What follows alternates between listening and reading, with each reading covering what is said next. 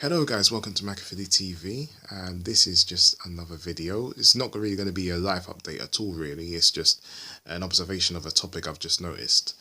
So this is my second take of the video because the first one went for too long, and this one's probably going to go longer than that one, but who cares anyway. So the topic I wanted to discuss, as you can guess from the title, is what's called shame attacks. Now, shame attacking technique is a way that it's a technique or method that's recommended, therapeutically, as a way of, if you have a fear of being, if you are very self-conscious publicly of your image, social anxiety, being a part of that, of course, what they would actually advise you to do is to do something that is purposely going to attract or very, very likely to attract negative judgment. So, for example, not just singing in public, but singing poorly in order to invite negative judgment, or doing something crazy in public. You can, like these social experiments or whatever. And the point behind that is that once you get so used to the negative judgments, therefore it will allow you to lead your life more fully, and when you're just living your normal life and you're fit and you're less sensitized, you're desensitized to that judgment. So as someone who did spend quite a few years overcoming my own social anxiety, and I've probably have adopted this in some form or another. Now here in 2015, I've noticed other people doing this, and I do have an opinion of it. So my opinion of it is, well, I have to think, does name shaming, does it get you out into the public in ways that you probably would not normally do in your day-to-day circumstances? The answer, I believe, is yes. Does shame attacking, does it get you so desensitized to negative judgment that the fact that you can just act normally? Now, this is where I think it's a bit controversial, and I'll tell you the reason why. With shame attacking, you're purposely attracting negative judgment. What you're doing in this case is you're purposely sabotaging it. So you're removing any chance of any positive judgment, and through that I don't think you're being honest in that you're showing your honest true self. So even though you are getting out publicly, in terms of judgment, you're doing no more or no less than when you was just avoiding people, because you were sabotaging it. Because when you was avoiding judgment, you were sabotaging the results as well, because you wasn't giving them a chance to see your positive side. And another thing, here's the thing I thought about, right? As you guys know, I've started this new job, and I'm trying to, get into the social aspects of it. And this is where it actually came to heart. The guy I'm working next to is an executive.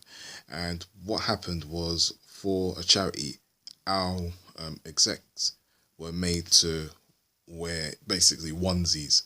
You know what onesies are, and not just any normal onesies. They were made to make comical onesies. The one he had to wear was one of, what was it, the Minions? So the Minion, that cartoon character. So he was quite embarrassed of that. I don't know, I was looking at it, and it was funny, he made people laugh, and I thought, I wouldn't be for me to do that, would that be so bad? And I'm thinking it wouldn't really be that bad. Now, another thing is, in this office, for a work office, you normally have to make coffee or tea for your colleagues. And I'm quite bad at making coffee, to be honest. So,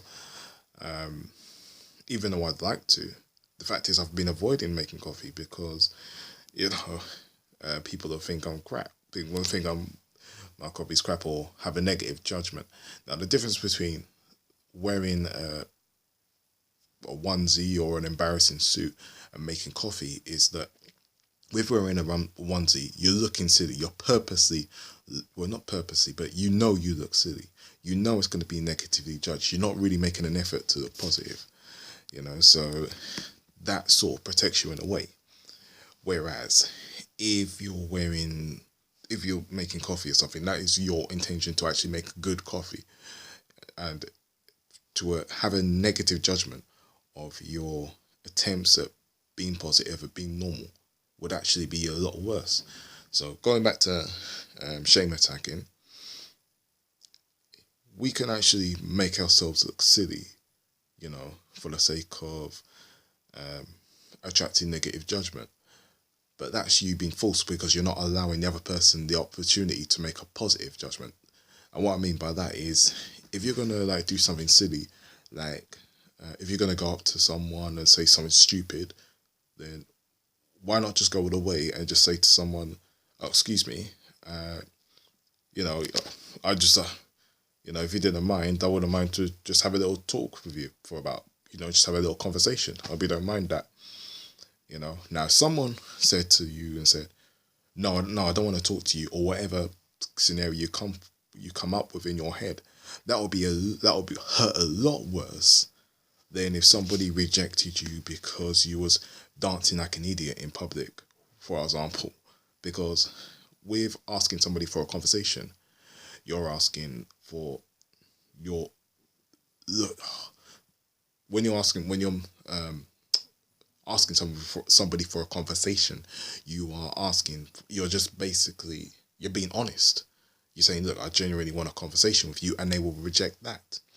So I've been looking around, and I'm trying to find out, where's that connection? Where's going to be the jump where you're going to go around from, I don't know, wearing a clown costume in public to then go about going into a shop and, you know, asking a cashier for a normal conversation. So that is my take on name shaming. It's definitely a good exercise for actually getting into public, but in terms of avoiding, you know, as in terms of being a treatment for an aversiveness to judgment, I think that there's a link in there that's missing. And the link that is missing is with name shaming. It is being dishonest. You're restricting people's judgments to a specific field, and because of that restriction, there's little difference between that and just avoiding public situations entirely. Whereas even the most impactful